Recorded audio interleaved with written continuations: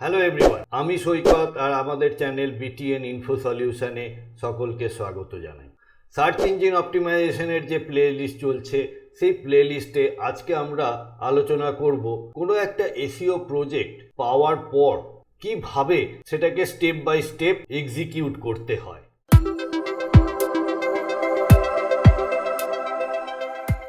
বন্ধুরা, যদি চ্যানেলে নতুন হও তাহলে প্লিজ চ্যানেলটাকে সাবস্ক্রাইব করো আর পাশে থাকা বেল আইকনটা প্রেস করতে ভুলো না। আমরা এর আগের পর্বে আলোচনা করেছিলাম যে একটা SEO প্রপোজাল কিভাবে লিখতে হয় যাতে করে সেই প্রপোজালটা চট করে অ্যাকসেপ্টেড হয়। এবারে সেই প্রপোজাল তো অ্যাকসেপ্টেড হলো, এখন এই কাজটা তোমাদেরকে বা তোমরা পেলে, কিন্তু স্টেপ বাই স্টেপ কাজটা কিভাবে শুরু করবে সেই ব্যাপারটা নিয়েই আজকে আমাদের এই পর্ব। So how to start A SEO project from start to finish. প্রথম কাজই হচ্ছে define your SEO goals and objective.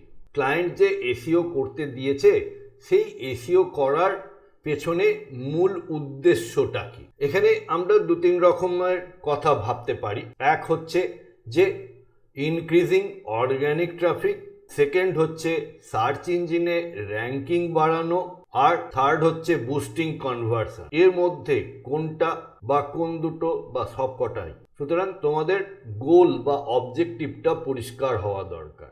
এর পরের যে পয়েন্টটা সেটা হলো কিওয়ার্ড রিসার্চ।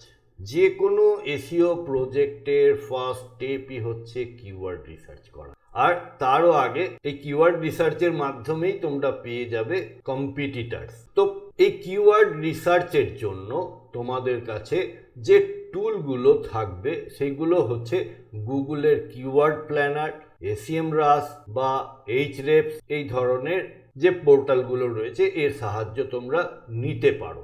আর একটা কথা বলি যে কিওয়ার্ড রিসার্চের সময় তোমরা অবশ্যই primary keyword, secondary keyword, LSI কিওয়ার্ডের এইগুলো ফাইন্ড আউট করবে। কিওয়ার্ড কত রকমের হয় এগুলো নিয়ে এক ডিটেল বেশ কয়েকটা পর্ব আমাদের এই প্লে লিস্টে আছে। যদি তোমরা সেগুলো মিস করে গিয়ে থাকো তাহলে গিয়ে একবার দেখে নিতে পারো। নেক্সট হচ্ছে কম্পিটিটার অ্যানালিসিস, ভীষণ ইম্পর্টেন্ট। কম্পিটিটার যদি তুমি জানতে না পারো তোমার সাইটের কম্পিটিটার কারা কারা, তাহলে প্রজেক্ট এক্সিকিউট করা ভীষণ মুশকিল। তো কম্পিটিটারের ওয়েবসাইট দেখে তাদের SEO স্ট্র্যাটেজি, তাদের স্ট্রেংথ আর উইকনেস এইগুলো তোমাদেরকে বার করতে হবে। কম্পিটিটারের ওয়েবসাইট থেকেও তো তোমরা জানতে পারবে তারা কি কি কিওয়ার্ড টার্গেট করছে এবং সেই কিওয়ার্ডগুলোকে তোমরাও টার্গেট করতে পারো। Then comes on page SEO optimisation. তাহলে অন পেজ SEOর কাজ এবারে শুরু হচ্ছে। আচ্ছা, তার আগে বলে রাখি যে তোমরা যে কিওয়ার্ডগুলো বার করলে সেই কিওয়ার্ডগুলো একবার তোমার ক্লায়েন্টকে দিয়ে অ্যাপ্রুভ করিয়ে নেবে উইথ এ মেল, কারণ পরে গিয়ে এই বিষয়ে যেন কোনো বিতর্ক তৈরি না হয়। অন পেজ SEOর মধ্যে যেমন title tag, meta description, header tag আর কন্টেন্ট বা কন্টেন্টের মধ্যে কিওয়ার্ড প্লেসমেন্ট, হাই কোয়ালিটি আর কন্টেন্টের মধ্যে তোমাদেরকে দেখে নিতে হবে যে সেটা প্লাজিয়ারিজম ফ্রি কিনা, কোথাও থেকে কপি করা কন্টেন্ট নয় তো, আর high quality, informative and targeted কিওয়ার্ডগুলো যেন সেই কন্টেন্টের মধ্যে থাকে। এরপর আসছে টেকনিক্যাল SEO অডিট। ওয়েবসাইট তো তৈরি হয়েছে, ওয়েবসাইট তৈরি হওয়ার পর আমরা ওয়েবসাইটটা সার্চ ইঞ্জিন ফ্রেন্ডলি কিনা সেইটা কি করে বুঝবো, সেইটা বোঝার জন্য আগে আমাদের একটা পর্ব করা আছে। গুগলের পেজ স্পিড ইনসাইট টুল কিভাবে ব্যবহার করতে হয়, তার প্রত্যেকটার কি মানে, সেটার নিয়েও একটা এপিসোড করা আছে, তোমরা দেখতে পারো যদি ডিটেলে জানতে চাও। তো এই ধরনের সাইট অ্যানালাইজার দিয়ে তোমাদের সাইটটাকে চেক করতে হবে যে পেজ লোডিং টাইম বেশি লাগছে না তো, ইমেজগুলো ঠিক ফরম্যাটে আছে, HTML টু কোড রেশিও ঠিক আছে।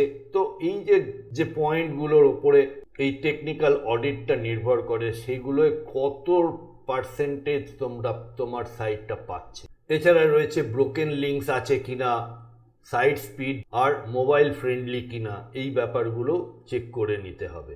কারণ আজকের দিনে 70-75% ইউজারই মোবাইল থেকে আসে। এরপরে আসি কন্টেন্ট স্ট্র্যাটেজিতে।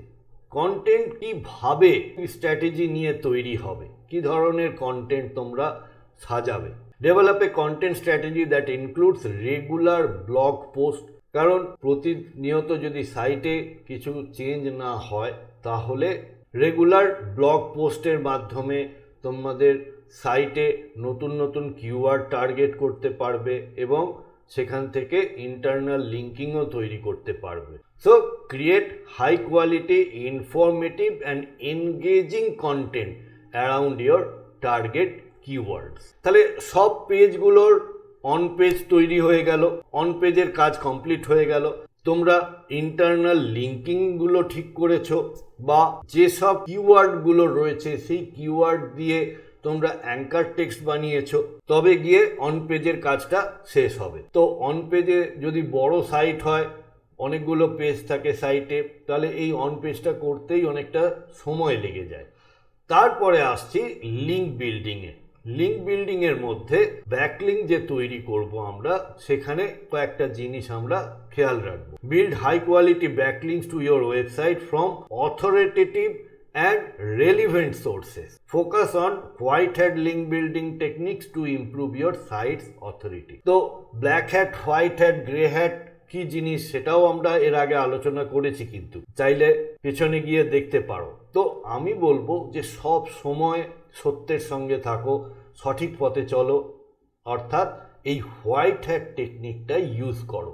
হয়তো লক্ষ্যে পৌঁছতে একটু সময় বেশি লাগবে, কিন্তু একবার পৌঁছলে চট করে তোমাকে সেই জায়গা থেকে কেউ সরাতে পারবে না। এরপরের পার্ট হচ্ছে লোকাল এসইওতে কাজ করতে হবে। যদি সেটা কোনো লোকাল বিজনেস হয় তাহলে অবশ্যই তোমার গুগল মাই বিজনেস লিস্টিংয়ে গিয়ে একটা বিজনেস লিস্টিং বানাতে হবে এবং সেখানেও কিওয়ার্ডের খেলা, সেখানেও প্রপারলি কিওয়ার্ডগুলোকে ইনসার্ট করতে হবে। সোশ্যাল মিডিয়ার যেসব পোস্ট তৈরি হচ্ছে সেই পোস্টগুলোকে প্রপার হ্যাশট্যাগের মাধ্যমে সেখানে সাবমিট করতে হবে। আর এই মাই বিজনেস লিস্টিংটা তোমাদেরকে কিন্তু ভেরিফাই করিয়ে নিতে হবে। এরপর আসছে অ্যানালাইটিক্স অ্যান্ড ট্র্যাকিং। অ্যানালিটিক্সে গুগল অ্যানালিটিক্সকে এখন GA4, সুতরাং GA4 এর মাধ্যমে গুগল অ্যানালিটিক্সের সঙ্গে তোমাদের সাইটটা লিঙ্ক করাতে হবে এবং প্রতি রেগুলার ইন্টারভ্যালে এই অ্যানালিটিক্সটা চেক করা ভীষণ জরুরি, কারণ সেখান থেকে তোমরা পাবে যে কত ইউজার আসছে, তারা কতক্ষণ সময় থাকছে, কোন কোন কিওয়ার্ডের ওপরে ফোকাস হচ্ছে, কোন কোন পেজগুলো as a landing page treat হচ্ছে। সুতরাং এই গুগল অ্যানালিটিক্স ব্যাপারটাকে তোমাদের সব সময় মাথায় রাখতে হবে।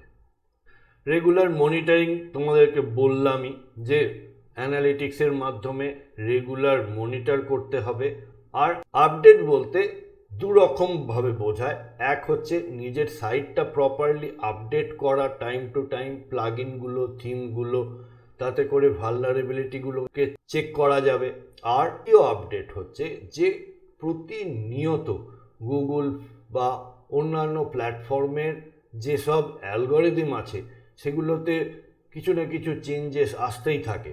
তো সেই চেঞ্জগুলোর দিকে কিন্তু তোমাদেরকে অবশ্যই নজর রাখতে হবে, যাতে করে কোনো একটা নতুন আপডেট এলে সেই আপডেট অনুযায়ী তোমার সাইটটাকে আবার একটু ঠিকঠাক করে নিতে হবে এবং দেখে নিতে হবে যে তোমার কোনো কাজ সেই নতুন আপডেটটাকে ভায়োলেট করছে না, তো তাহলে কিন্তু র্যাঙ্কিংটা চলে যেতে পারে। পরের পার্টে আসছে রিপোর্টিং। রিপোর্টিং হচ্ছে ক্লায়েন্টের সঙ্গে সুসম্পর্ক বজায় রাখার একটা ভালো ওয়ে, কারণ তুমি যত ডিটেলে সুন্দর করে রিপোর্ট বানিয়ে দেবে সেই রিপোর্ট অনুযায়ী ক্লায়েন্ট সেটা গো থ্রু করে তোমার কাজে সন্তুষ্ট হবে। এখানে আরেকটা কথা বলে রাখি, আমরা যখন প্রপোজাল নিয়ে কথা বলেছিলাম তখন বলেছিলাম যে কটা সোশ্যাল বুক মার্কিং করব, কটা ইমেজ সাবমিশন করব, কটা ব্লগ পোস্ট করব। তো ওই যে কোয়ান্টিটিগুলো যে মেনশন করা হয়েছিল, যা যা প্রমিস করা হয়েছিল, তোমরা ঠিক সেই প্রমিস অনুযায়ী ব্যাকলিঙ্ক তৈরি করছো তো সেইটা কিন্তু চেক করো, কারণ কথার খেলাপ কোনোভাবেই করা উচিত নয়। এরপরে আসছে অনগোয়িং এসইও মেনটেনেন্স, কারণ এসইওর কাজ তো থেমে থাকে না। এই যে ব্লগ পোস্টগুলো করছো, তার মাধ্যমে ইন্টারনাল লিঙ্কিং করছো, নতুন কিওয়ার্ড ইন্ট্রোডিউস করছো, তো এই যে ব্যাপারটা সেটা একটা অনগোয়িং প্রসেস। কোনো ক্লায়েন্ট একবার যখন এই এসইও থেকে রিটার্ন পেতে শুরু করবে না, তখন দেখবে সে তোমার থেকে ছেড়ে কোথাও যাবে না, সে চাইবে সব সময় তোমাকে সাথে নিয়ে চলতে, কারণ তুমি তার বেস্ট আরওআই দিচ্ছ। সে যা ইনভেস্ট করছে তার তুলনায় তুমি অনেক বেশি রিটার্ন দিচ্ছ। তাহলে বন্ধুরা, আমরা দেখলাম যে একটা এসইও প্রজেক্ট কিভাবে শুরু করতে হয় এবং সেটাকে স্টেপ বাই স্টেপ কিভাবে এগিয়ে নিয়ে যেতে হয়, এবং সেই প্রজেক্টটাকে একটা লং রানিং প্রজেক্ট হিসেবে কিভাবে এস্টাবলিশ করা যায়। এই টপিক সম্পর্কে তোমাদের যদি কোনো রকম কোনো প্রশ্ন থাকে তাহলে প্লিজ কমেন্ট বক্সে আমাকে জানিও। আর ভিডিওটা যদি তোমাদের কোনোভাবে হেল্প করে থাকে তাহলে একটা লাইক করো, আর বন্ধু বান্ধব আত্মীয় স্বজন কলিগের সঙ্গে শেয়ার করো। আজকের পর্বে এই পর্যন্তই। পরের পর্বে আমরা হাতে কলমে শিখব কিওয়ার্ড রিসার্চ। তাই সঙ্গে থেকো। Thanks for watching.